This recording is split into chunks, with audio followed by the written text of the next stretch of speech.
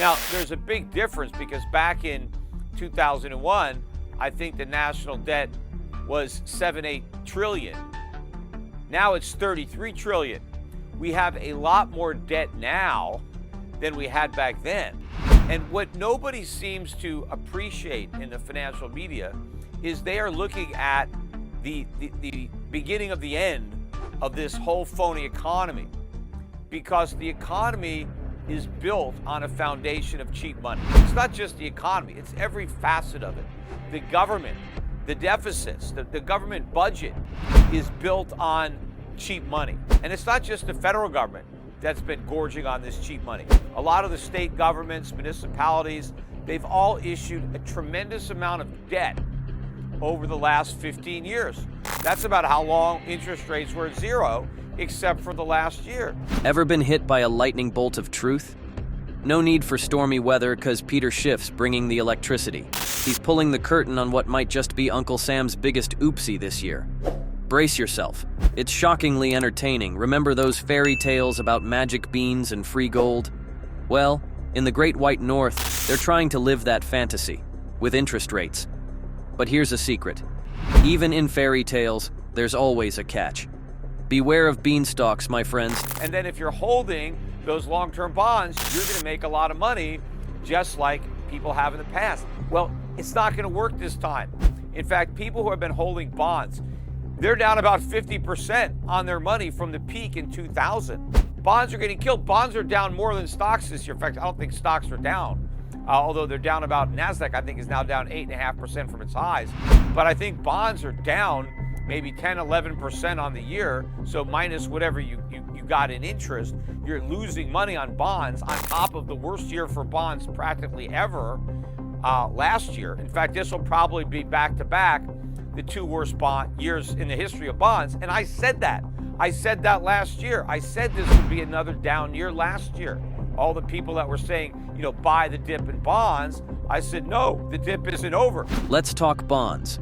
The unsung heroes, or perhaps villains, of 2024. Think of them as those quiet characters in movies that you underestimate, until the plot twist. And boy, is there a plot twist. The national debt will be just under $45 trillion. So that's $12 trillion higher than it is right now in about 3 years. So $4 trillion a year increase in the national debt. Now, if you look at what they project the interest will be on the national debt per year at that point in time, it's just under $3 trillion a year in interest on a national debt. Remember, I've been saying by the end of this year, it's going to be $1 trillion a year. By the end of next year, it's going to be $2 trillion. Well, this national debt clock is now projecting $3 trillion in interest payments.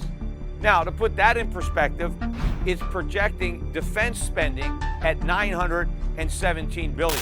Got your popcorn? Because Peter Schiff is about to screen the next big thriller, Inflation Inception.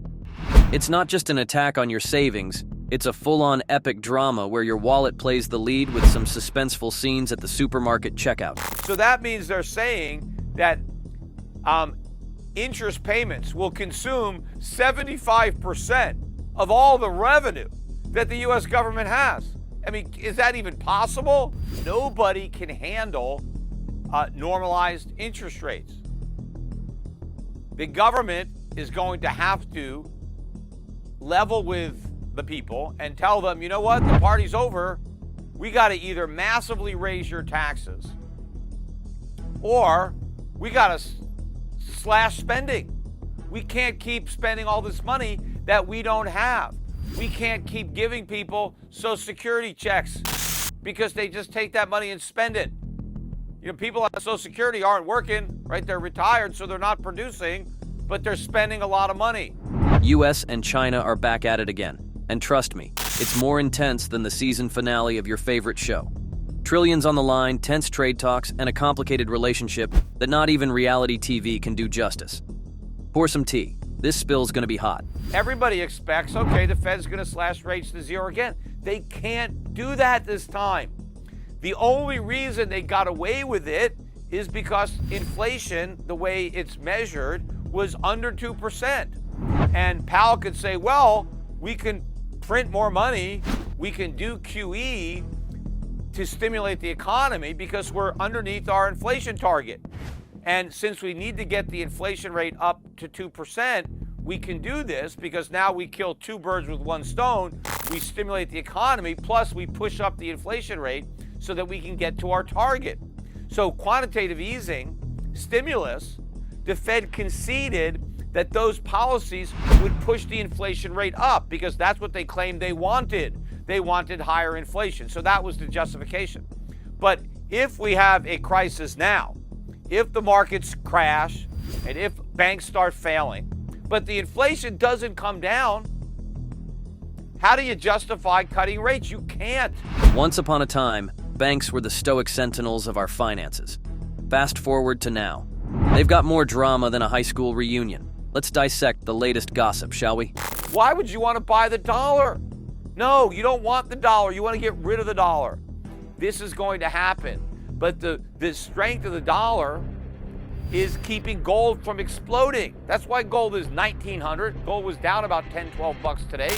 It should be a lot higher than 2,000, and it will be once the markets come to their senses. Gold should be going up with oil. Right? Oil is black gold, gold is yellow gold. They should both be going up. They normally have more of a positive correlation. Eventually, gold and oil are going to trade in the same direction. And the dollar and bonds are going to trade in the same direction, down. The dollar should be falling. And when the dollar is falling, that is going to accelerate this problem. Picture this. Gold. It's shiny, timeless, and now it's auditioning for a more significant role on the global stage.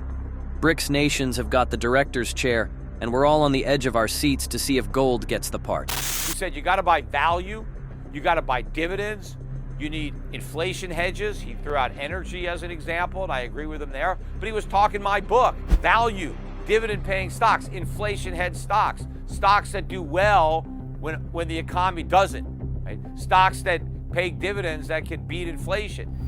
Getting out of the U.S., I think, is also a paramount concern. He didn't mention that, but you got to get out of Dodge, and you have to start buying these foreign dividend-paying stocks because the dollar's days are numbered. This rally is a head fake.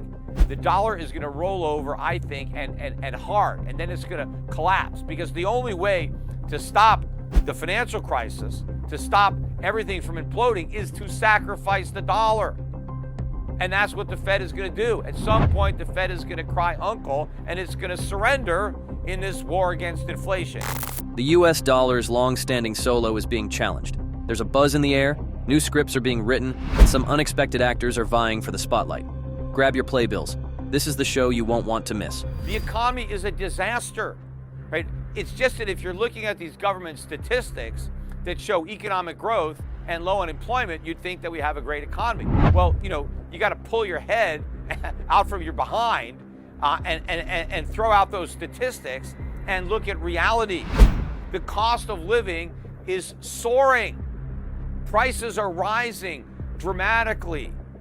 People are hemorrhaging, debt in their homes. They can't afford to go grocery shopping. Credit card debt. Now, I'm getting these news stories, how people are trading down. I mean, people can't afford to eat out, and the people who used to eat in expensive restaurants now eat in, fast food restaurants. I read an article that something like 30% of people who make $150,000 a year are living off their credit cards. Okay, let's get real.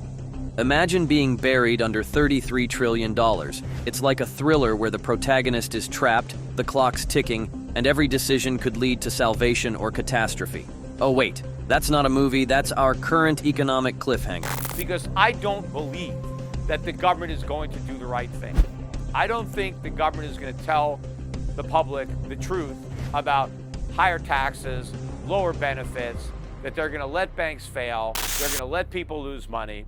I think at the end of the day, they're going to, print money. They're going to resort to inflation. That's what corrupt governments have always done, and I don't think that this is going to be any exception. So we're going to go into an era of extremely high inflation, and Americans are just going to have to get used to it, just like people in Argentina have gotten used to it.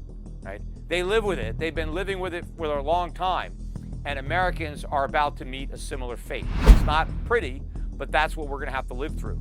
But in an area like that, Americans are going to be buying a lot of gold, and I hope I sell it to them.